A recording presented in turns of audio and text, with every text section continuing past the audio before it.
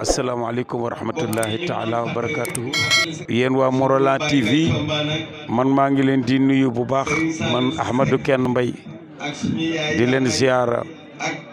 di beesal suñu njaal ci Mbaye Daaro Thiombane nekkoon suñu wëllëre tabarakallahu yàlla ngi def bu ma masaan ñëw fii mooy nuroole ak man ay yére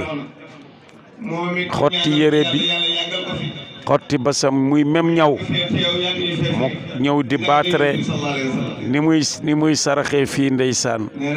bi ma gisee njabootam yi di ko def sama yaram bi dafa daw waaye ñu ngi koy ñaanal yàlla bu baax a baax tabarakallahu ziyaare yonent bi sallallahu alayhi wa sallam jaarale ko ci moom ñaan yàlla defal sëñ Mbaye Daaro Thiombane njéggal ak mboolem way dawi julliti li mu daan def ci tànt yonent bi sallallahu alayhi wa sallam yàlla na ko yàlla fay ndax tabarakallahu li mu ci daan liggéey li Seydi Hadji Malick wax ni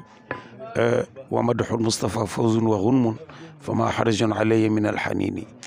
tagg yonent bi sallallahu alayhi wa sallam texe la waaye macha allah ndegam kii ñu jox moom moo ciy texe waxuma la ki daan joxe te li mu daan dépensé ci yoonu yàlla na ko yàlla ful li mu wax ni mathalu ladina yunfiquna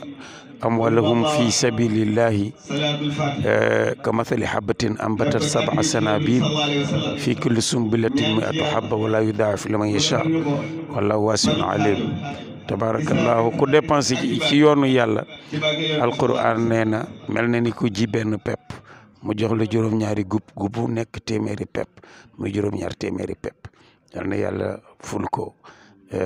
ci barke yonent bi sallallahu alayhi wa sallam wanale ko yonent bi ci barke yonent bi sallallahu alayhi wa sallam asalaamaaleykum wa rahmatullah. mbokki internet yi ngir ngeen di man di jot vidéo yi bàyyeekoo fii ci Morolan TV da ngay bës fii ñu bind s'abonner boo noppee teg ci cloche bi.